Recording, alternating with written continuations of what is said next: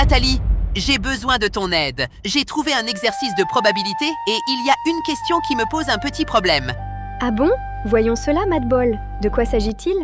Alors, voilà, on a une urne qui contient 5 boules, 3 boules rouges et 2 boules vertes. Et toutes les boules sont indiscernables au toucher. On réalise une épreuve qui consiste à tirer simultanément 2 boules de l'urne. On considère l'événement A, obtenir 2 boules de couleurs différentes. Pour la première question, ça va. On me demande de calculer la probabilité de l'événement A. J'ai fait mon calcul et j'ai trouvé 3/5. Donc, jusque-là, tout va bien. Mais c'est la deuxième question qui me pose problème. Ah oui? Quelle est cette question? Maintenant, on répète cette même épreuve 7 fois de suite, en remettant les boules dans l'urne après chaque épreuve. Et on me demande de calculer la probabilité d'obtenir exactement 2 fois l'événement A au cours de ces 7 répétitions. Voilà mon problème, Nathalie. Mais maintenant, comment faire pour calculer la probabilité d'obtenir exactement 2 fois l'événement A au cours de 7 répétitions? Madball, parlons logiquement. Avant de chercher une formule, commençons toujours par organiser les informations du problème. Dans une séance de formation avec notre fondateur, nous avons découvert une méthode très simple et très efficace pour résoudre ce genre de problème. Une méthode? Comment ça, Nathalie? Oui, il s'agit d'une méthode que nous appelons le tableau de logique. Le tableau de logique? Madball, regarde ce tableau. Sur la première ligne, nous allons placer les 7 répétitions de notre épreuve. Nous voulons obtenir exactement 2 fois l'événement A.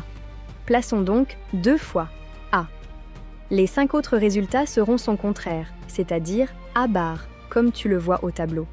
Pour cette disposition, la probabilité est la probabilité de A au carré fois la probabilité de A bar à la puissance 5. Mais attention, les deux événements A ne sont pas obligatoirement placés dans les 2 premières cases. L'ordre n'est pas fixé. Nous devons donc prendre en compte toutes les façons de placer 2 événements A parmi cette places. C'est pour cela on va multiplier ce résultat par l'ordre obtenu par la combinaison de 2 parmi 7. Finalement, la probabilité de cette situation qu'on le note P est égale à la combinaison de 2 parmi 7 fois la probabilité de A au carré fois la probabilité de A bar à la puissance 5 avec PA est égale 3/5 et la probabilité A bar est 2/5 et la combinaison de 2 parmi 7 est égale 21. Il ne reste plus qu'à achever le calcul. Ah, je comprends maintenant. Avec ce tableau de logique, on a résolu le problème sans utiliser aucune formule.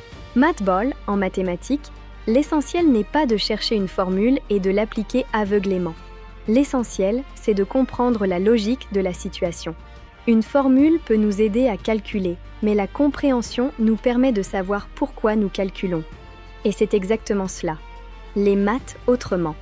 Ne pas commencer par la formule, mais commencer par comprendre. Nathalie, j'ai bien compris. Grâce au tableau de logique, nous avons résolu le problème sans utiliser aucune formule. Mais je connais une règle d'or. Souvent, la logique nous ramène à une formule. Alors, existe-t-il une formule qui nous permet de calculer tous les cas? Par exemple, si x représente le nombre de fois où l'événement A se réalise au cours des répétitions, comment calculer la probabilité que x soit égal à une valeur quelconque k et pas seulement à 2, parmi n répétitions d'une épreuve dans les mêmes conditions? Regarde, Madball. Nous avons utilisé notre tableau de logique pour obtenir exactement 2 fois l'événement A. Mais, avec la même logique, nous pouvons généraliser. Regardez ce tableau de logique. On va placer k fois l'événement A, et dans les restes des cases, on va placer n moins k fois A bar. Maintenant, je vous laisse le calcul de la probabilité de x est égale à k avec k, appartenant à l'ensemble de 0 à n. Alors, je vais essayer. Nous avons k fois l'événement A, donc on a la probabilité de A à la puissance k, et nous avons n moins k fois l'événement contraire. Donc, on a la probabilité de A bar à la puissance n moins k. Il reste maintenant à prendre en compte l'ordre. Nous devons choisir k place parmi n pour placer les événements A. Donc, on obtient le nombre de combinaisons de k parmi n. Et voilà. Finalement, j'ai trouvé une formule pour calculer P de x égale k. P de x égale k est égale la combinaison de k parmi n fois la probabilité de A à la puissance k fois la probabilité de A bar à la puissance. n moins k avec k varie de 0 à n. Vraiment, j'ai trouvé la formule. C'est génial. Et dire que tout est parti de ce simple tableau de logique. Il peut vraiment m'aider à résoudre beaucoup de problèmes. Bravo, Mathball. Mais tu sais, cette formule que tu viens de découvrir a un nom. On l'appelle la formule de la loi binomiale. Bien, Nathalie. C'est une formule élégante. Mais franchement, je préfère notre tableau de logique. Il va beaucoup m'aider à résoudre tous les problèmes de ce genre que je rencontrerai. Exactement, Mathball. La formule te donne le résultat, mais la logique te montre le chemin.